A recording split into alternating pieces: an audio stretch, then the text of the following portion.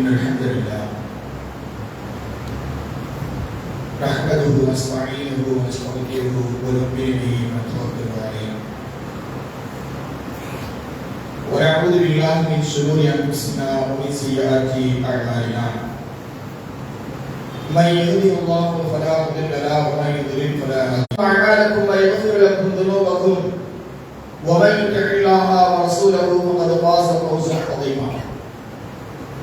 قال نبينا صلى الله عليه وسلم: فإن أصدق الحديث كتاب الله وخير الهدي هدي محمد صلى الله عليه وسلم وشر الأمور محدثاتها وكل محدثة بدعة وكل بدعة ضلالة وكل ضلالة في النار.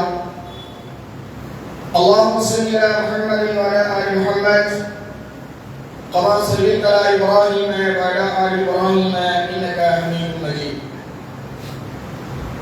اللهم بارك على محمد وعلى آل محمد كما باركت على إبراهيم وعلى آل إبراهيم إنك حميد مجيد.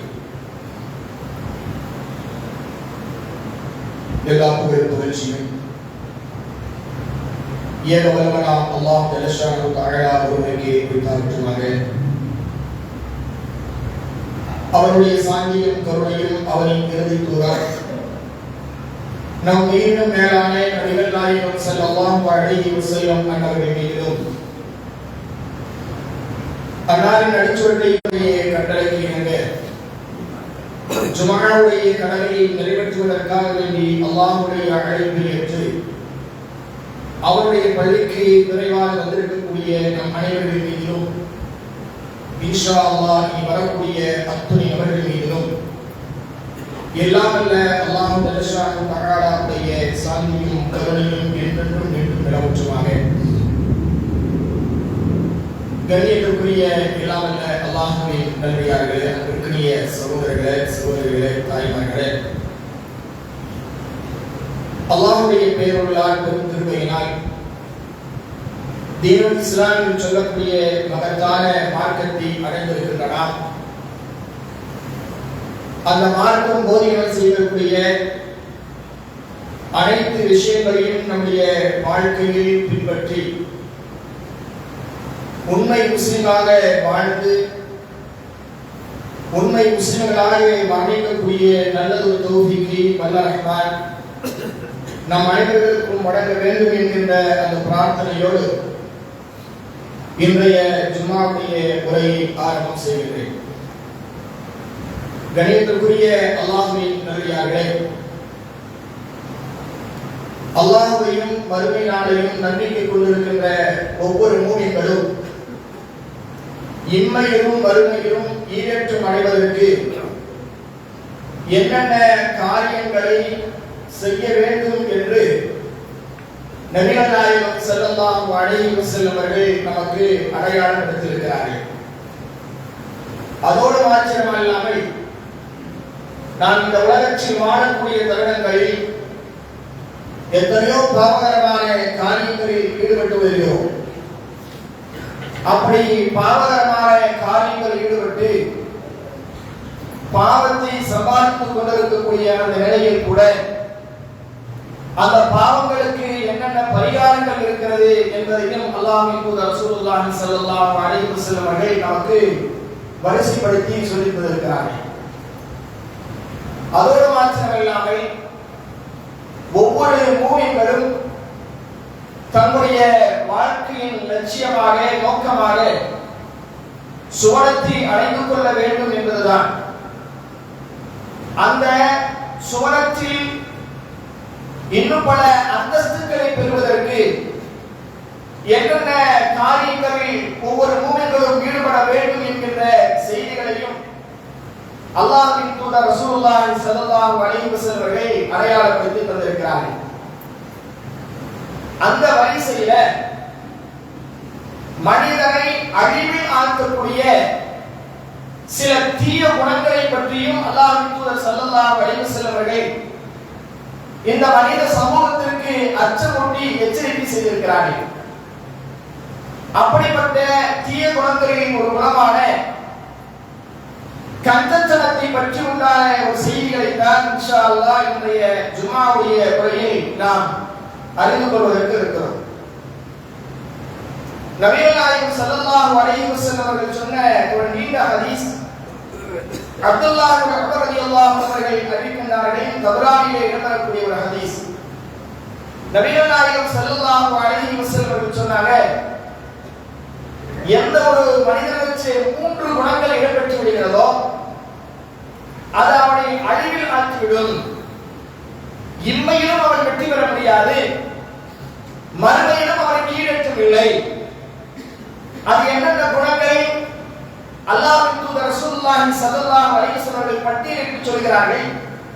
வஅம்மை முஹிகாத், அழிவை ஏற்படுத்தக்கூடிய அந்த தீய குணங்களாகிறது. ஃபஷுக்குல் முபாஉன், வழிபடக்கூடிய கஞ்சத்தனம், கருவித்தனம். வஹவன் முத்தபஉன், இரண்டாவதாக சொன்னார்கள் பின்பற்றக்கூடிய மனோ இச்சை. மூன்றாவதாக சொன்னார்கள் வயஜாபுல் மர்இ பினஃப்ஸிஹி, ஒரு மனிதன் தன்னைத்தானே சிறந்தவனாக கருதுவது. ஒரு மனிதன் தன்னைத்தானே சிறந்தவனாக கருதுவது. இந்த 3 குணங்களும் இருக்கிறதே, இது மனிதனை அழிவில் ஆக்கக்கூடிய ஒரு தீய குணங்கள். இப்படிப்பட்ட குணங்களிலிருந்து ஒவ்வொரு முஸ்லிம்களும் விலகி இருக்க வேண்டும், தூரமாக இருக்க வேண்டும் என்று அல்லாஹ்வின் தூதர் ஸல்லல்லாஹு அலைஹி வஸல்லம் அவர்கள் இந்த சமூகத்திற்கு அச்சமூட்டி எச்சரிக்கை செய்திருக்கிறார்கள். கண்ணியத்திற்குரிய அல்லாஹ்வின் நல்லடியார்களே, இந்த 3 தீய குணங்களில் முதலாவதாக நாம் எடுத்துக்கொள்ளக்கூடிய அந்த விஷயம்தான் கஞ்சத்தனம் என்று சொல்லக்கூடிய அந்த ஒரு தீய குணம். இந்த கஞ்சத்தனத்தை பொறுத்த வரைக்கும் ஏராளமான செய்திகள் ஹதீஸிலும் வருகிறது, குர்ஆனிலும் பல செய்திகள் இடம்பெறுகிறது. கஞ்சத்தனம் செய்ததின் காரணமாக சமுதாயங்களே அழிக்கப்பட்டிருக்கிறது.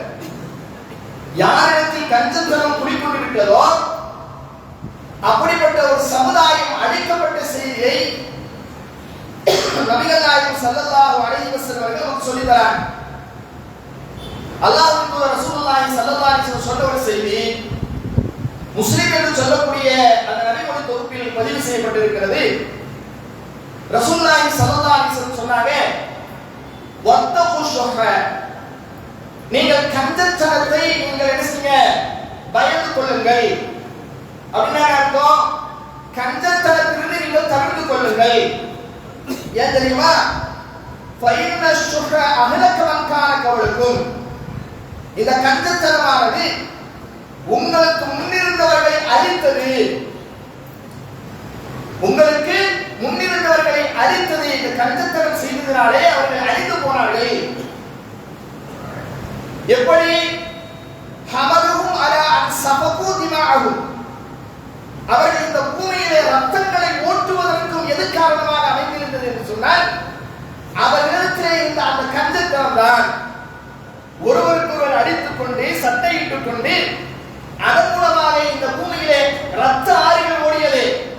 அதற்கு என்ன காரணம் என்று சொன்னால் அந்த சமூகத்தில் இருந்த கஞ்சத்தனம் தான். அல்லாஹ்வின் தூதர் ரசூலுல்லாஹி ஸல்லல்லாஹு அலைஹி வஸல்லம் சொல்றாங்க.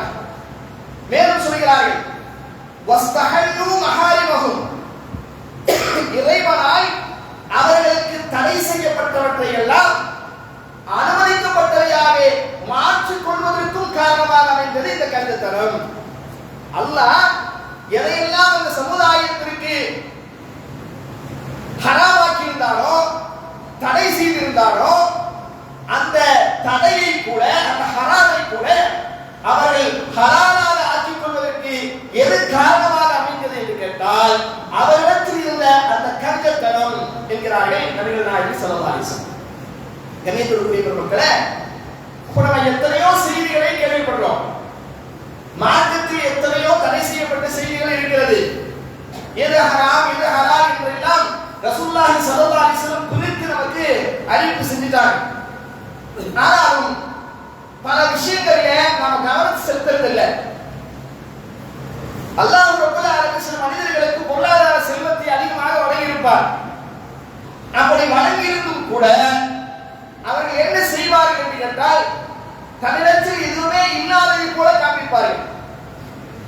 இது ஒரு மனிதத்தில் இருக்கக்கூடாத பண்பு.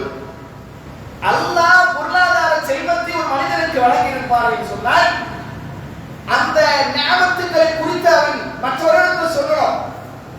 அல்லாஹ் எனக்கு நிறைய சொத்து சுகங்களை தந்திருக்கிறான், அல்லாஹ் எனக்கு செல்வங்களை கொடுத்திருக்கிறான், நான் பறக்கத்தா இருக்கிறேன் அப்படிலாம் சொல்லணுமே தவிர மாறாக ஒன்றும் இல்லாமல் காட்டிக் கொள்ளக்கூடாது.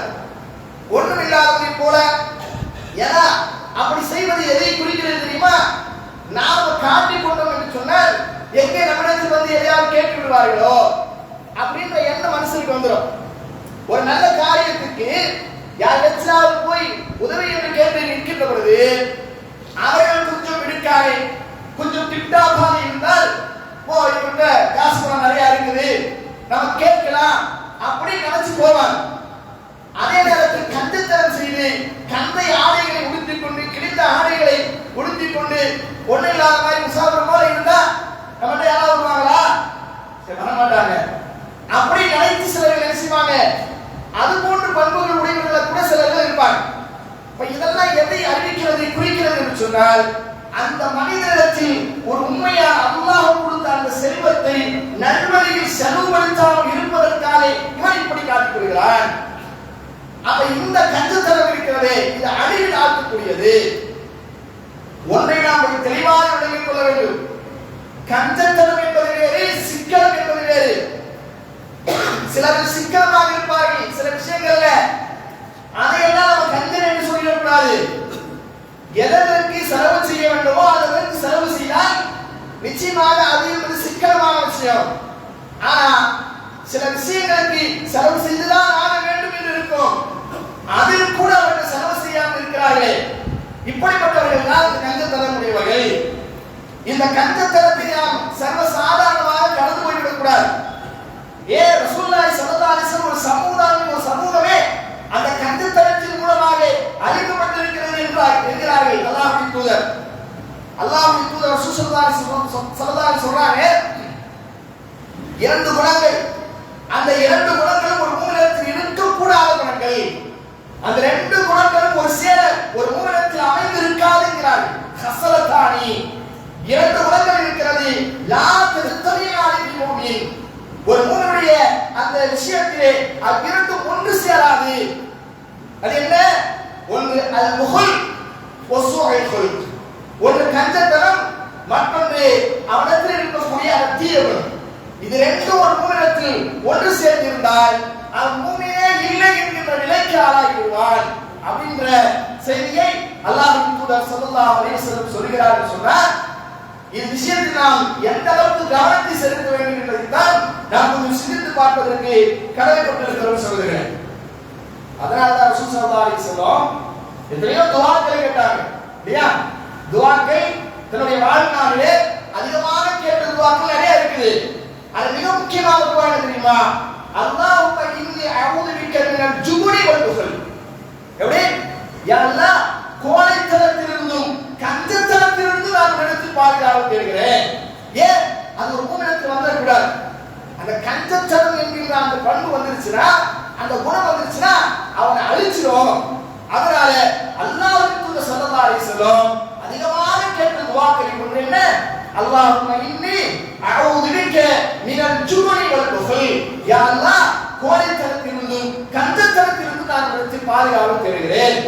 இன்னும் சொன்னாங்க ரசூல் ஸல்லல்லாஹு அலைஹி வஸல்லம், கஞ்சத்தனத்தை நீங்கள் சாதாரணமாக கடந்து போய்விடாதீர்கள், மறுமை நாளின் அடையாளமாக என்று சொன்னார்கள்.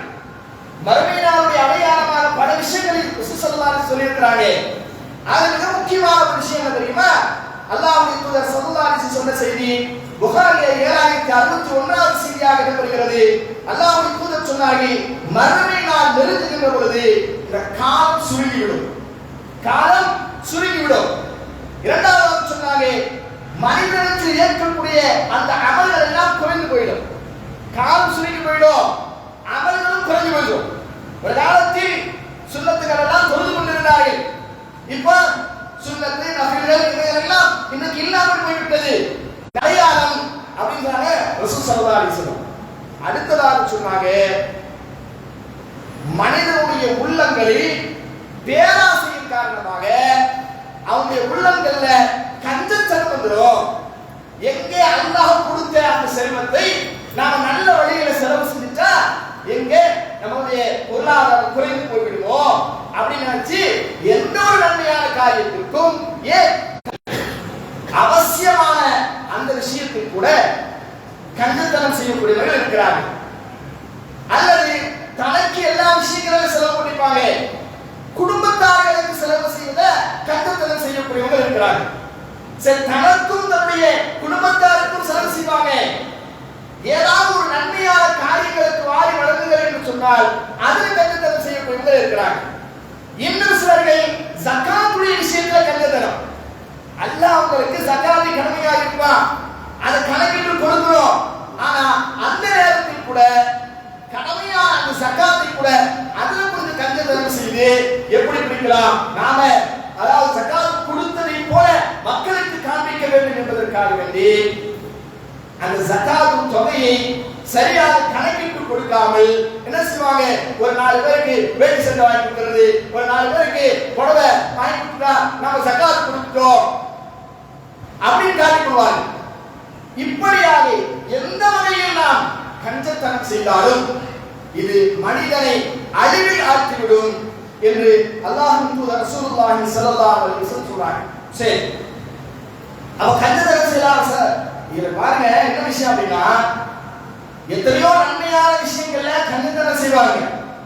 ஆனா தங்களுக்கு என்று வருகின்ற பொழுது பெருமைக்காகவும் பகட்டுக்காகவும் செய்யக்கூடிய ஒரு சில சூழ்நிலைகள் வருகின்ற பொழுது அந்த நேரத்தில் தாராளமாக செலவு செய்வாங்க.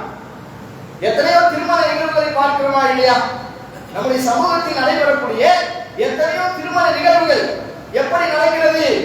ஒரு பள்ளி வாசலுக்கு என்று கேட்டு போனால் ஒரு 1000 எழுதிங்க, ஒரு 2000 எழுதிங்க அப்படின்னு சொல்லி கொடுப்பாரு. ஆனால் திருமண நிகழ்வுகள்ல பார்த்தா ஏராளமான இஸ்ராஃப்கள், வீண்விரயங்கள், யாருக்கும் பிரயோஜனம் இல்லாத அளவுக்கு நிறைய வீண்விரயங்கள். ஏன் இப்படி எல்லாம் மக்கள் பார்க்கிறாங்களே, மக்களுக்கு மத்தியிலே தன்னை காட்டிக் கொள்ளவே, அந்த காரணத்திற்காக வேண்டி இப்படி இஸ்ராஃப் செய்யக்கூடியவர்கள் இருக்கிறார்கள். அல்லாஹ் பாதுகாக்கணும். ஆனா அல்லாஹ் ரப்பல் ஆலமீன் மூமின்களுடைய பண்புகளை பற்றி மிக தெளிவாக சொல்கிறார். வல்லதீன இதா அன்ஃபகு லம் யஸ்ரிஃபு வ லம் யக்துரு வ கான பைன தாலிக கவாமா. மூமின்கள் எப்படிப்பட்டவர்கள் தெரியுமா? அவர்கள் ஏதாவது விஷயத்தில் செலவு செய்தால் இஸ்ராஃபும் செய்ய மாட்டார்கள், வீணரையும் செய்ய மாட்டார்கள். வ லம் யக்துரு, அவர்கள் என்ன செய்ய மாட்டாங்க, கஞ்சத்தனமும் செய்ய மாட்டாங்க. ரொம்ப சிக்கனம் சொல்லி கஞ்சத்தனமும் செய்ய மாட்டாங்க. அப்ப என்ன எப்படி இருப்பாங்க? வகான பைன தாலிக கவாமா, இரண்டுக்கும் மத்தியில் அவர்கள் நீளமாக இருப்பார்கள். ஒரேடியாக இஸ்ராஃப் செய்ய மாட்டாங்க, ஒரேடியாக அவர்கள் கஞ்சத்தனமும் செய்ய மாட்டார்கள். இப்படித்தான் மூமின்கள் இருப்பார்கள் என்று அல்லாஹ் ரப்பல் ஆலமீன் அவருடைய அருமையான திருக்குர்ஆனில் சொல்லிவிட்டு இன்னொரு கட்டத்தில் நமக்கு அட்வைஸ் பண்றான். எப்படி? ولا تجعل يدك مغلولة إلى عنقك ولا تبسطها كل البسط فتكون ملوما محسورا.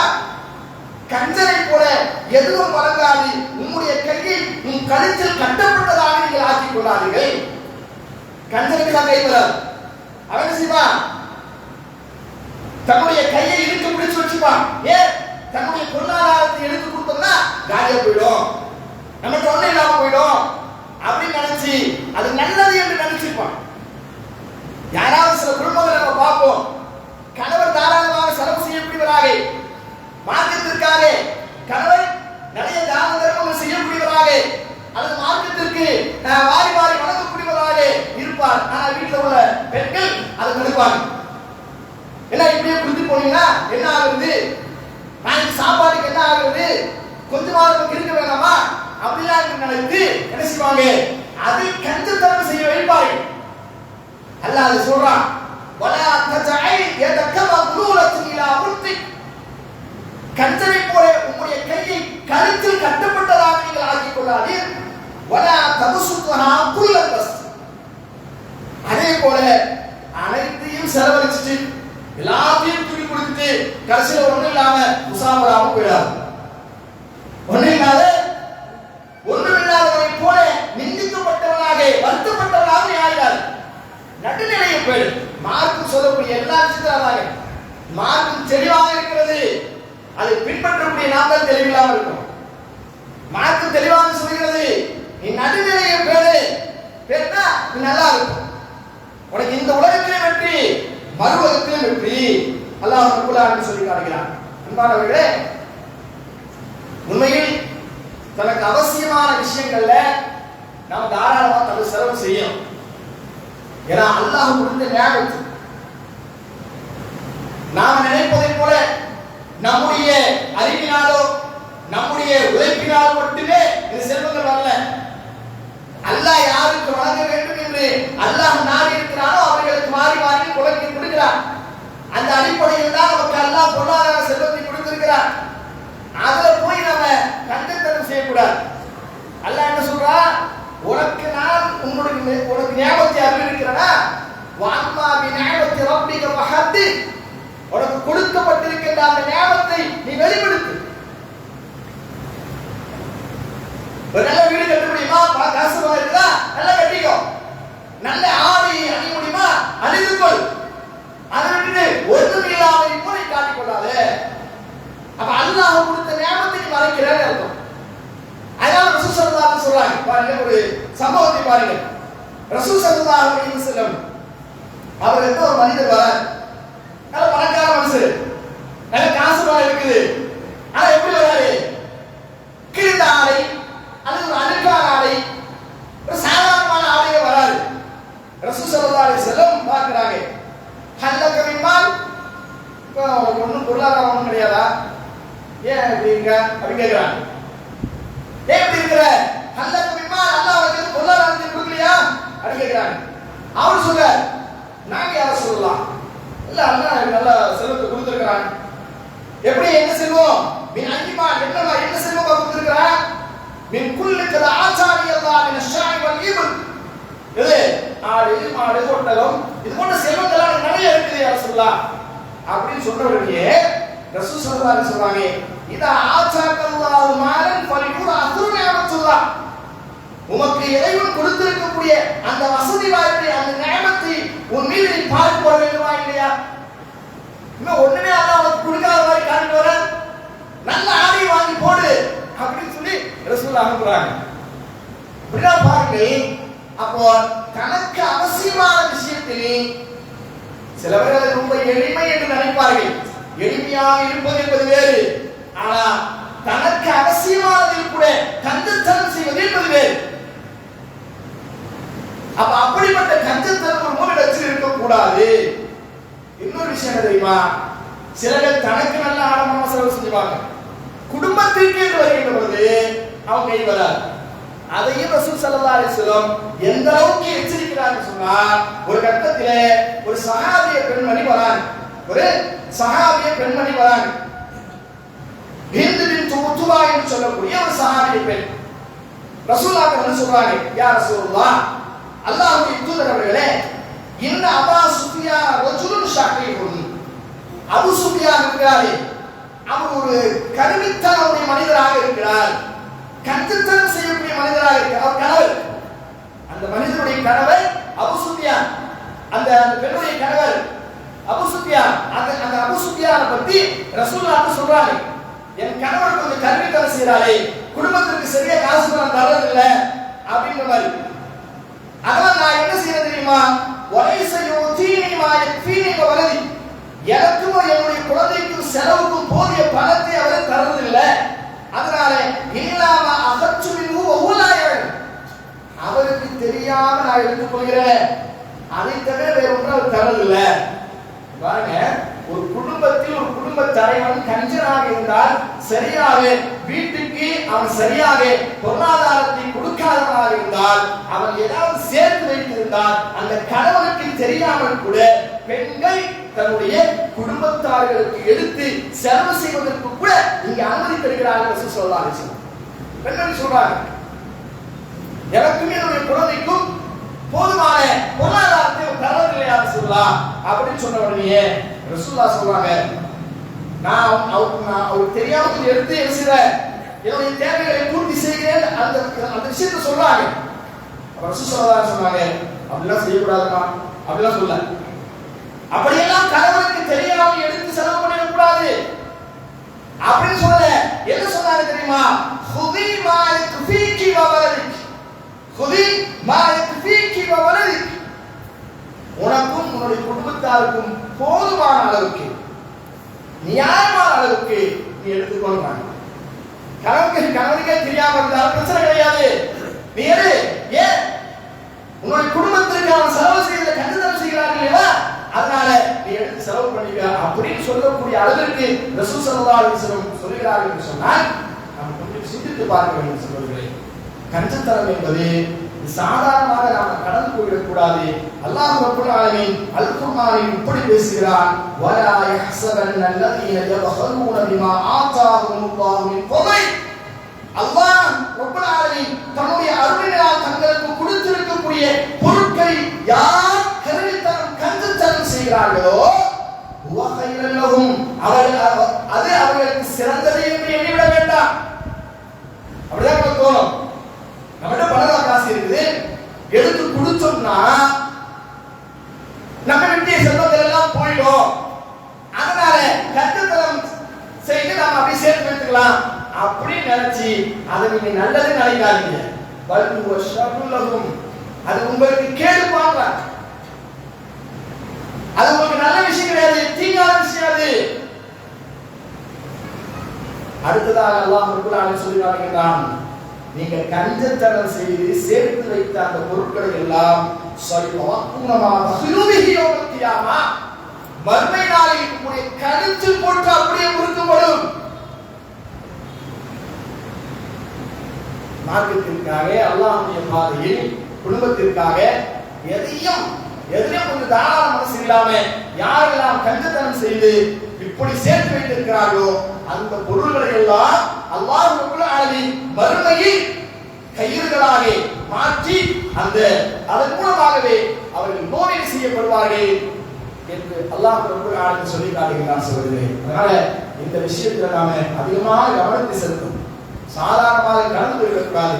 அல்லாஹ் கொடுத்திருந்தால் இஸ்லாம் செய்யாமல், வீண்விரயங்கள் செய்யாமல் நம்ம செய்யணும், தாராளமாக நம்முடைய குடும்பத்தார்களுக்கு அல்லது நல்வழியில் செலவு செய்யப்படுவது தாராளமாக அதை கொடுத்து விட வேண்டும்.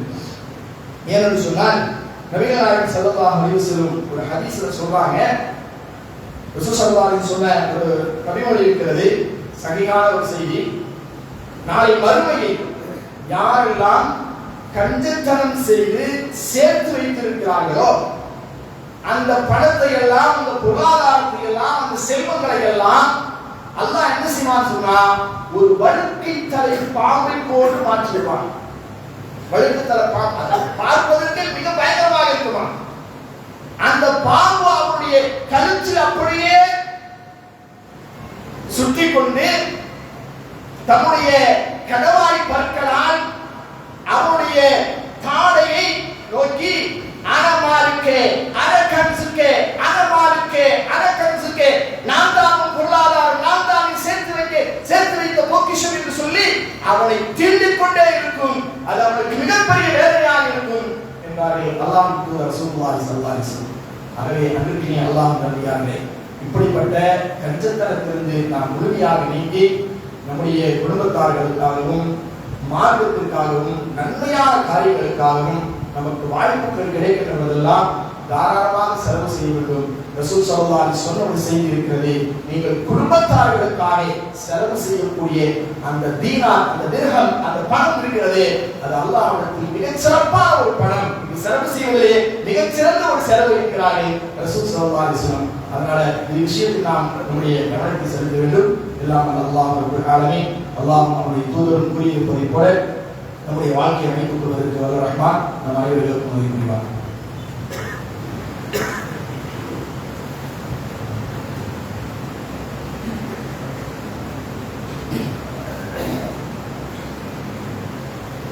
அல்ஹம்துலில்லாஹ்